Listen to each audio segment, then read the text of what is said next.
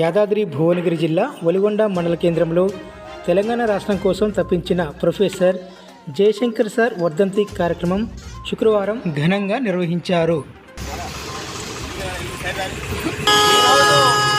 ఒలిగొండ మండల కేంద్రంలో జరుగుతున్న ప్రొఫెసర్ కీర్తిశేషులు తెలంగాణ జాతిపిత జయశంకర్ సార్ వర్ధంతి కార్యక్రమాన్ని ఒలిగొండ మండల కేంద్రంలో తెలంగాణ ఉద్యమకాల ఫోరం ఆధ్వర్యంలో మా రాష్ట్ర కమిటీ తెలంగాణ ఉద్యమకాల రాష్ట్ర కమిటీ చైర్మన్ డాక్టర్ చీమ శ్రీనివాస్ గారి పిలుపు మేరకు ఒలిగొండ మండల కేంద్రంలో జరుపుకోవడం జరుగుతూ ఉన్న సోదరులారా, ఈ కార్యక్రమానికి ఒలిగొండ ఉద్యమకాల ఫోరం మండల అధ్యక్షులు బాలవ శ్రీనివాస్ గౌడ్ అన్నగారు, అలాగే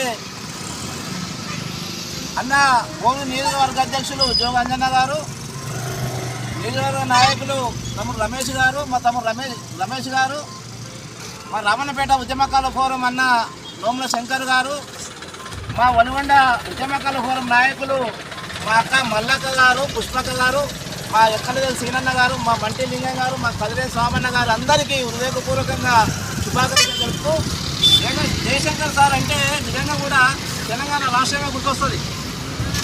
ఆనాటి తొలితరం నుంచి జయశంకర్ సార్ మళ్ళీ దేశ ఉద్యమం పునాది వేసింది ఆయన చూపించిన బాటలో నేను నడుస్తూ ఉన్నాం. ఆయన ఆశయాలను కొనసాగించాలని ఈ సందర్భంగా గుర్తు చేసి సెలవు తీసుకుంటా ఉన్నా. ఈ సందర్భంగా మా అన్న మండలాధ్యక్షులు పార్వ శ్రీనివాస్ గారు మాట్లాడవలసిన కోరుతా ఉన్నాడు.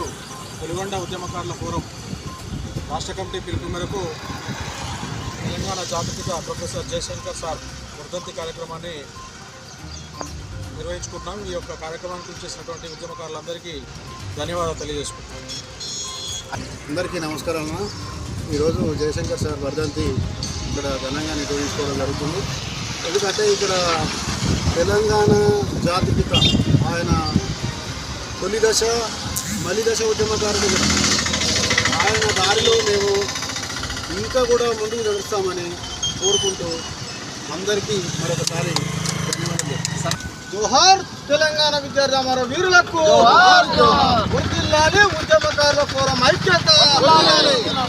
ఈరోజు తెలంగాణ సిద్ధాంతకర్త డాక్టర్ ప్రొఫెసర్ జయశంకర్ సార్ మరి ఆశయాలను కొనసాగించే విధంగా మా ఉద్యమకారుల ఫోరం రాష్ట్ర అధ్యక్షులు డాక్టర్ చీమ శ్రీనివాస్ సార్ ఇచ్చిన పిలుపు మేరకు మా జిల్లా అధ్యక్షులు కృష్ణపరన్న ఒక మంచి కార్యక్రమాన్ని ఏర్పాటు చేసిండు.